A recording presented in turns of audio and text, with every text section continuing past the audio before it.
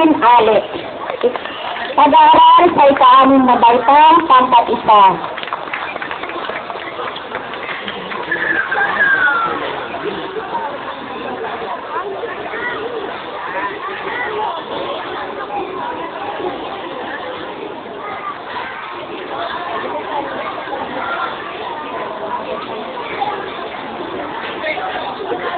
Okay, ang naglagi naman sa poster making contest ay nagmula sa ika-5 baitang sa grade 5 section 4, si Berlin Barana.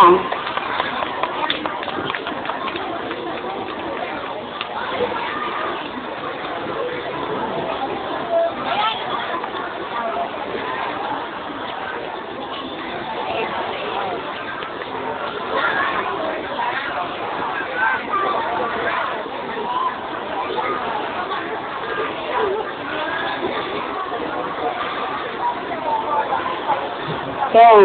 Ang naglagi naman sa pagkukwento ay si Teddy de Gracia na nagmula sa grade 3.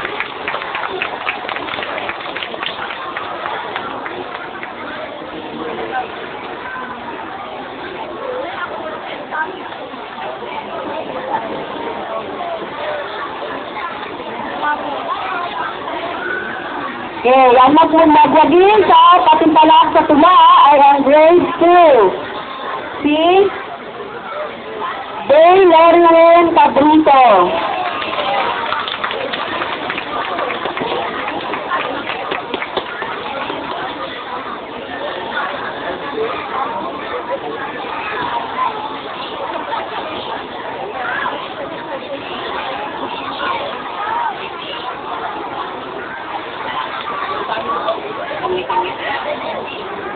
Okay.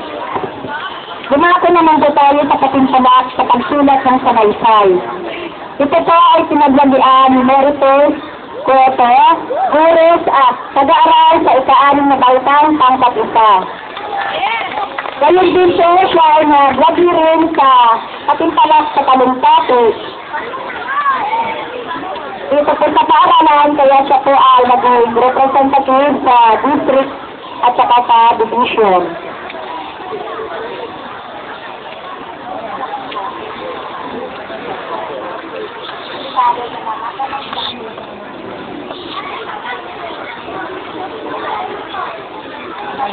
Malikot.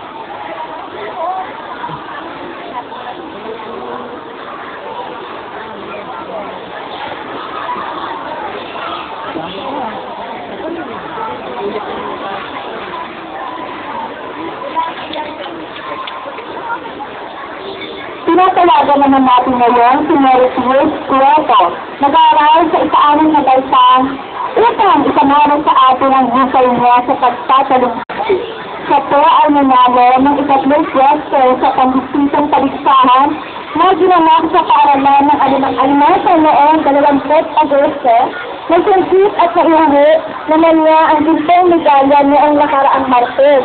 Ika-31 ng Agosto sa pagdibisyong paligsahan sa pagtatalumpati. Ang sabi nga po, walang magaling na mag-aaral sila lang mahusay at matalino. Pagsusanay sa walang iba kundi si Dina Yunida Olaires. Nakatuwa si Dina Teresa Blanson, guro sa ika-5 baitang.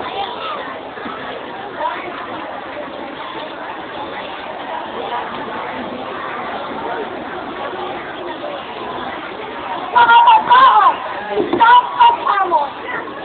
Sa pagkaan, ika'y mahalaga. Sa mga kamay mo na kasalalay, ang pinabukasan ng bansa.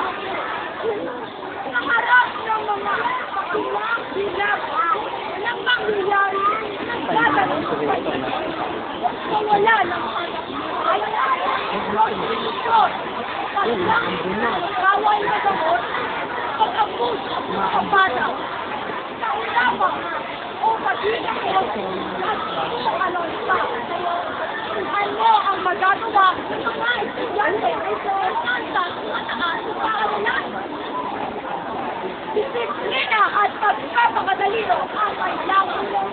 Sundin natin at isuwa ang mga ipinangangaral sa atin ng ating mga magulang tulad ng guro sa pakasal.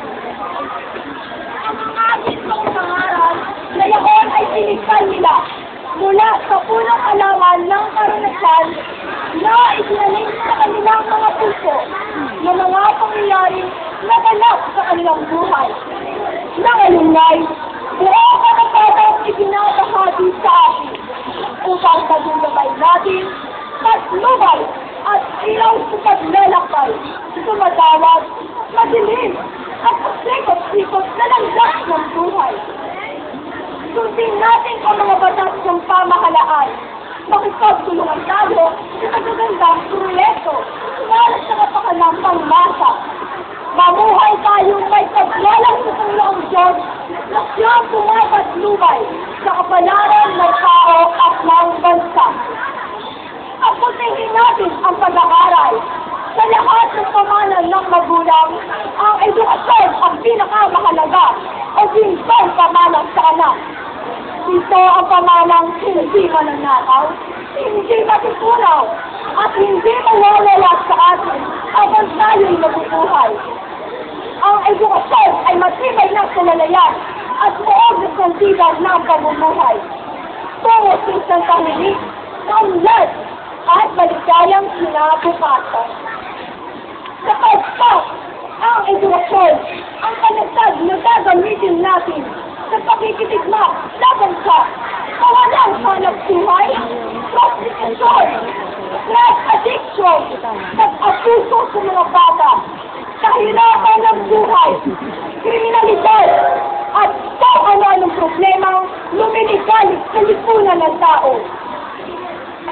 Kung tayong mga kabataan ay magsisikap sa pag-aaral, kung lahat tayo ay magiging profesional sa iba't ibang larangan ng karunungan, tansisa ay tatabang natin ang mga kriminalidad at mga problemang nagpapagubang sa moralidad at laman ng ating lahat. Upang sa ating bansay, maghari ang ganap na kapayapaan, pagkakapatiran, kasaganaan, at maligayang pamumuhay.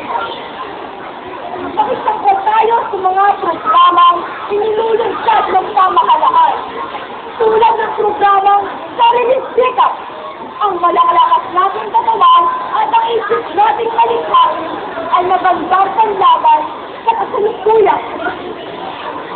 Magtanim tayo sa ating bakuran. Mag-alaga tayo ng mga hayop, manok, bibig, baboy, ibon, kambing. Ang pagiging malikhain na linang sa atin ng ating puro ay gamitin natin sa paggawa ng mga bagay-bagay na nagkakakitaan sa ating sipag, saga at determinasyon ay ilakit natin ang pagtitipid at pagkakagkasta. Paglalaanan natin lagi at ikaw natin ang ating pansin sa ating pag-aaral. Sapagkat tulad ng isang kabataan, ang edukasyon ang magahalan ng lahat ng sipal. Maglilinis ng ating daraanan tungo sa isang luklukang matahimik, maunlad, masagana at maligaya. Ang edukasyon ang lunas sa Kristo ng lipunan.